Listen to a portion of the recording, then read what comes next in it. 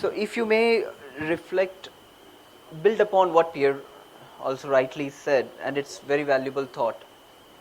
Well, I mean, Oh, there's absolutely no conflict of my thoughts exactly. with what anybody has said, Yes. especially what Prasad has said. That, and of course, from my perspective, although I'm not a farmer or a green belter as such, though I live in a farm and I've planted maybe 50 trees in my life, and it's clear that farms and green is required in every city, especially. But what kind of green should it be? Should it be invasive species? It be fruit-bearing species? Or should it be, yeah, basically like, so that is what my, how do you say, approach would be, that we need to see that what we plant is useful for the collective, as like what Prasad said about going towards food sufficiency. I mean, if something which this COVID whole thing in the last 2 years has shown is that we cannot overlook the importance of being food sufficient. And we have enough opportunity in Auroville to get there. Of course, we might not be able to produce everything that we consume. Yeah. And because some of the things that we consume don't grow here. But we are rich in certain fruits that we can mass produce, put it out in the market, and with what we get, we can buy. So basically, like, in my opinion, agriculture or agro, Yeah. uh, what you call the whole aspect, should be a major part of our economy. Right. Then we come to agroforestry. Yeah. With, if we can plan, like maybe 200 acres for teak or 500 acres for hemp, because all these things are immensely valuable. Not only hemp is a regenerative plant, it increases the productivity of the soil with Crop. every crop. It gives more back than it takes. Right. So all these things, if we can start thinking about and include in our whole like green planning, I think we have a wonderful opportunity to show the world what a city that the world truly needs is all about, is being self-sufficient, Right. of buy food, Right. having the right crops. And because right now what we have is basically thickets, which were, or this acacia was planted to hold the soil together. Right. And in some places they are too congested for letting anything else to thrive. It is doing its work great, but that was the first step to hold the soil, to prevent it from being washed out to the sea. And I think that part has been done. It has that aspect has been taken care of. Now is the Right. time to go in for more planned planting, clearing, and like in a planned way by sector.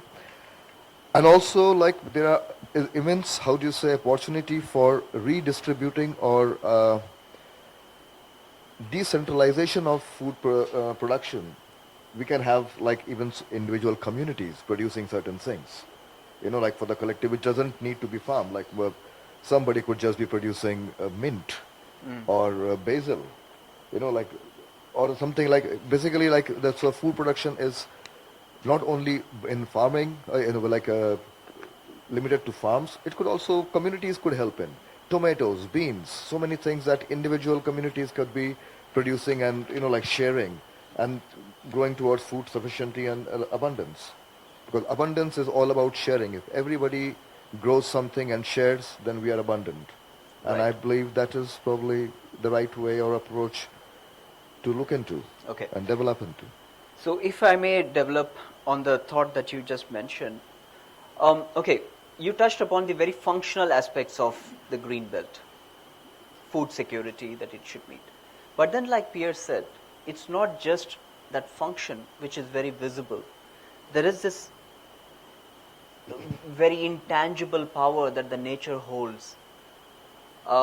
When we walk in the cycle paths which we feel, like he said, being in tune with the nature offers you so much. Sometimes you realize, sometimes you don't realize. And even in the previous session on abundance, we talked about, it's not just about financial abundance that we have generated, it's about this beautiful ecological abundance that we have generated. There is so much value to it, isn't it? Correct, absolutely. At the same time, I see in a lot of places, because they have been allowed to just grow wild. I see there is violence happening in the forest between the plants because they are fighting for the light. They're too close. They are bending out of shape. They are okay, like nature. Yeah, like I mean, they are just too. How do you say? Closely packed to each other. And but if we have like there is this man You are in saying that they are also fighting for territory? well, they are fighting for sunlight. They are fighting for sustenance, and that is limited, like and well, and Okay. so that could be avoided because sometimes, like even that is maybe. I mean, there's this one man I would refer to, Jadav. Uh, I think he's from Assam. This one man Who created the single-handedly forest? planted like Yeah.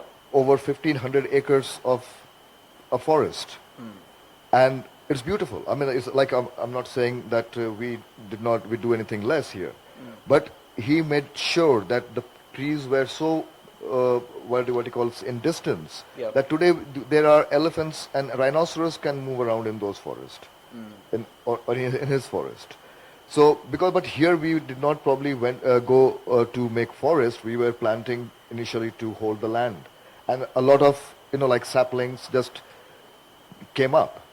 But yes, absolutely. Like a good forest, trees anyways recharge you. You walk through a forest and you are recharged.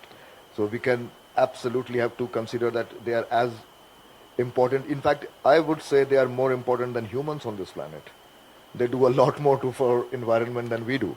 True. And so we have to have that component, but in a planned manner, not over-planned, Yeah. but to see that they are not or not fighting among themselves either, because that again, on an energy level, that Yeah. is not really helpful.